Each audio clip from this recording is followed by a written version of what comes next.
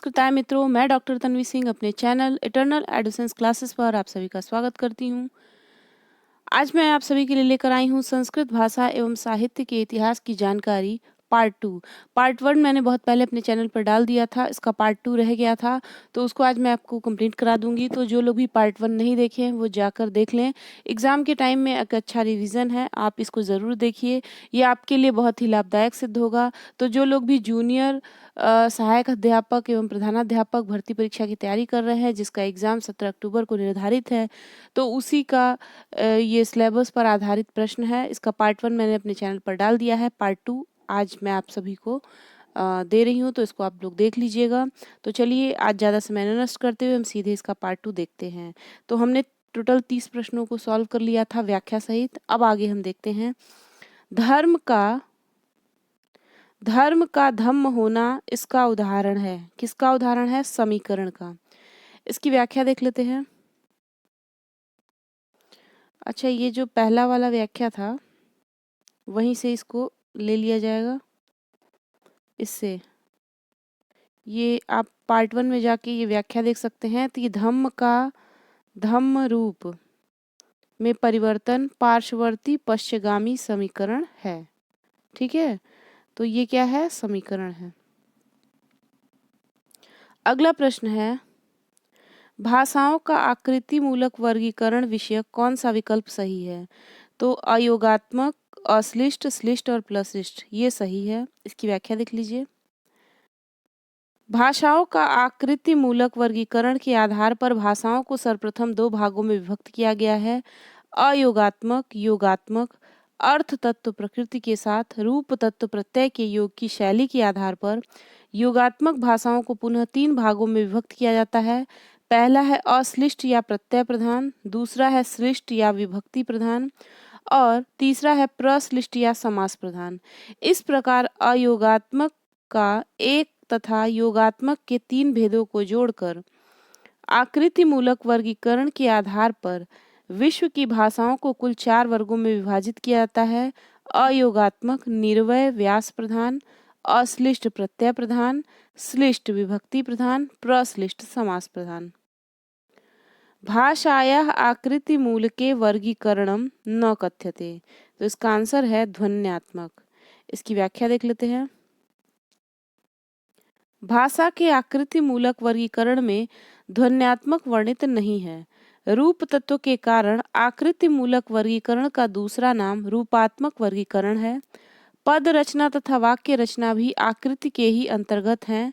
इसी वर्गीकरण को पदात्मक या वाक्य मूलक भी कहा जाता है।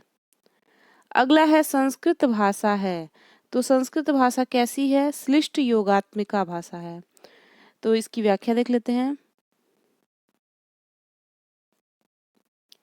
संस्कृत भाषा श्लिष्ट योगात्मिका है। श्लिष्ट योगात्मक के 2 भेद हैं, बहिर्मुखी और अंतर्मुखी। बहिर्मुखी के भी 2 भेद हैं, संयोगात्मक संस्कृत और वियोगात्मक हिंदी। अंतर्मुखी के 2 भेद हैं, संयोगात्मक अरबी और वियोगात्मक हिब्रू। प्रश्लिष्ट योगात्मक के 2 भेद हैं, पूर्व प्रश्लिष्ट चेरोकी तथा ग्रीनलैंड की भाषा और आंशिक प्रश्लिष्ट बास्क भाषा आदि। अश्लिष्ट योगात्मक के 5 भेद होते हैं। पुरः प्रत्यय संयोगी दक्षिणी अफ्रीका के बंतु भाषा परिवार की भाषाएं इनका उदाहरण है। दूसरा है पर प्रत्यय संयोगी। इस वर्गीकरण की भाषाओं में यूराल, अल्ताई तथा द्रविड़ भाषा परिवार आते हैं। तीसरा है मध्य प्रत्यय संयोगी। भारत की मुंडा भाषा परिवार की संथाली भाषा इसी वर्ग की है। और चौथा है पूर्वांत प्रत्यय संयोगी। न्यू गिनी द्वीप की माफोर भाषा इसी परिवार की है। पांचवा है सर्व प्रत्यय संयोगी मलय शाखा की भाषा इसका उदाहरण है। अगला प्रश्न है, मध्यकालीन भारतीय आर्य भाषाओं में संगठित नहीं है ग्रीक। इसकी व्याख्या देख लीजिए। मध्यकालीन भारतीय आर्य भाषाओं में ग्रीक भाषा संगठित नहीं है। संस्कृत, ग्रीक इत्यादि प्राचीन भाषाओं के अंतर्गत आते हैं।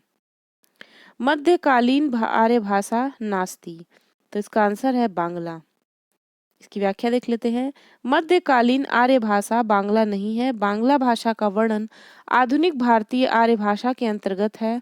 आधुनिक भारतीय आर्य भाषाएं निम्न हैं: बिहारी, बंगला, उड़िया, असमिया, पूर्वी, हिंदी, मराठी, पहाड़ी, सिंधी, लहदा, पंजाबी, पश्चिमी हिंदी, गुजराती और राजस्थानी।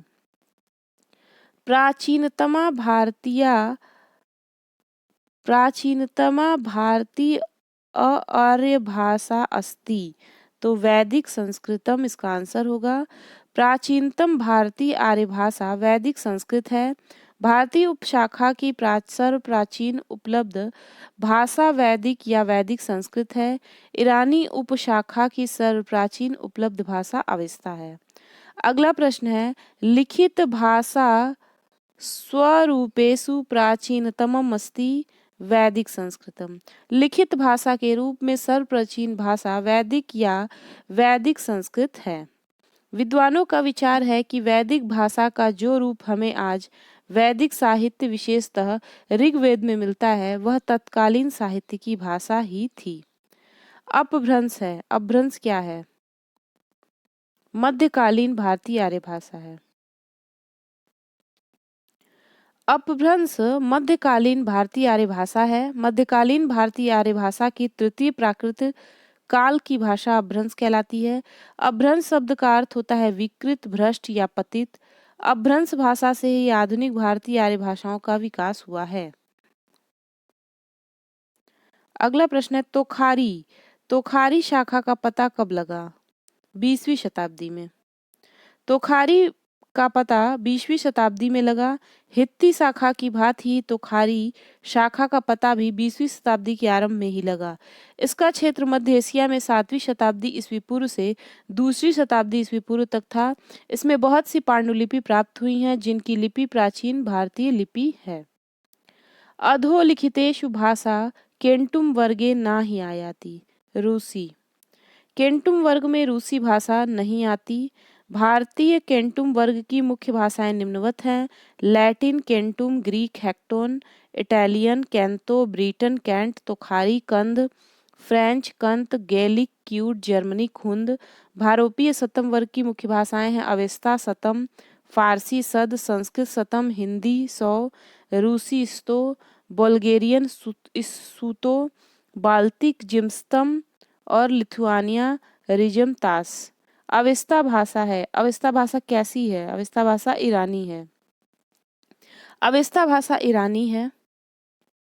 पूर्वी ईरानी या अवेस्ता इसका प्रतिनिधि साहित्य अवेस्ता ग्रंथ ही है। यह पारसियों का धर्म ग्रंथ है। इसके रचयिता जरथुष्ट्र हैं। इसकी भाषा को भी अवेस्ता कहते हैं। भाषा विज्ञान के अनुसार स्वर के उच्चारण से संबद्ध 4 प्रकारों में कौन सा प्रकार नहीं है? तनन नहीं है। भाषा विज्ञान के अनुसार स्वर के उच्चारण से संबद्ध 4 प्रकारों में से तनन नहीं है। स्वरों का वर्गीकरण 5 आधारों पर किया जाता है: भाषा के आधार पर, मुख कुहर खुलने के आधार पर, जिह्वा की स्थिति के आधार पर, ओष्ठों की स्थिति के आधार पर और अनुनासिकता के आधार पर। फिर है, भाषा विज्ञान में अग्र स्वरों के उच्चारण में जिह्वा की 4 कोटियों में कौन नहीं है? निम्नोच्च। भाषा विज्ञान में अग्र स्वरों के उच्चारण में जिह्वा की 4 कोटियों में निम्नोच्च नहीं है: जिह्वा की उच्चतम स्थिति, जिह्वा की उच्च मध्य स्थिति, जिह्वा की निम्न मध्य स्थिति, जिह्वा की निम्नतम स्थिति। इस प्रकार हिंदी ध्वनियों में से ई तथा ए अग्र स्वर, आ उ पश्च स्वर एवं अ मध्य स्वर कहलाते हैं। फिर है, ई के संकेतक स्वर हैं अग्र। ई से संकेतित अग्र स्वर है। भाषा विज्ञान के अनुसार व्यंजनों के मूल 4 प्रकारों में कौन सा नहीं आता है? निःश्वासी।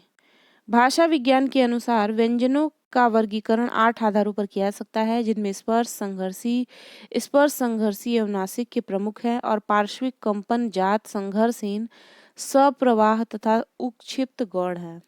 किस नियम से ग द ब हो जाते हैं क त प? ग्रिम नियम।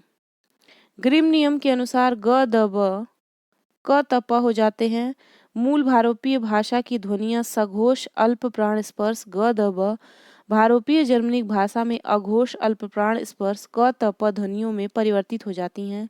ध्वनि नियम में सबसे प्रसिद्ध ग्रिम नियम है। इसका वर्णन जर्मन विद्वान याकोब ग्रिम ने सन 1882 के लगभग अपने जर्मन भाषा व्याकरण ग्रंथ में किया था।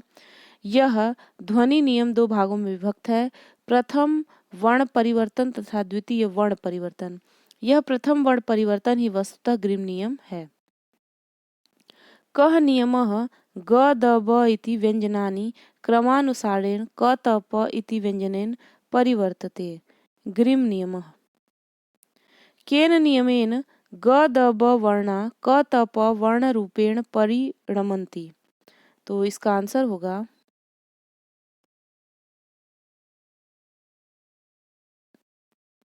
ग्रिम नियम। ठीक है, ए वाला। ग्रिम नियम में ग द ब वर्ण क त प में परिणित हो जाता है। देखिए क त प ग द ब में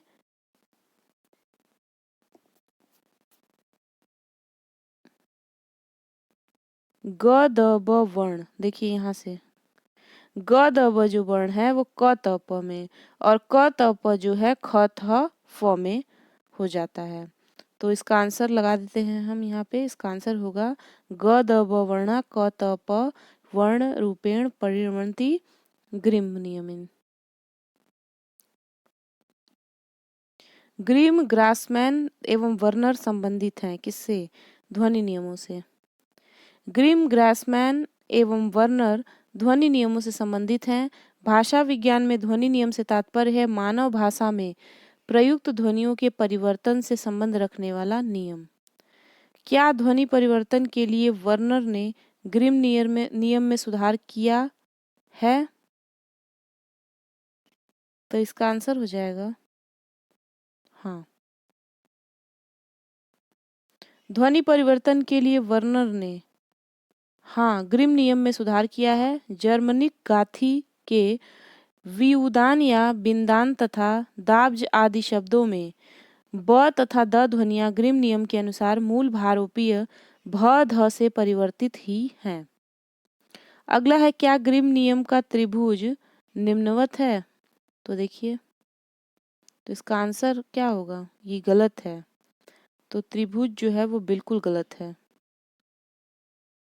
त्रिभुज देखिए कैसे होगा, ऐसे होगा ग द ब क त प क त प ख थ फ। तो ग्रिम नियम का त्रिभुज बिल्कुल गलत है। सही ग्रिम नियम का त्रिभुज ये है। ठीक है, तो ये था हमारा जो पार्ट 2 का प्रश्न रह गया था संस्कृत भाषा एवं साहित्य के इतिहास के से। तो कुछ प्रश्न रह गए थे, उनको भी मैंने एग्ज़ाम के पहले पहले आप लोगों को दे दिया है। जो लोग पार्ट 1 देखे हैं वो पार्ट 2 भी देख लें, इसमें से भी आपको प्रश्न निश्चित ही मिल जाएंगे। तो मिलते हैं अगले वीडियो में अगले टॉपिक के साथ। तब तक के लिए नमः संस्कृताय।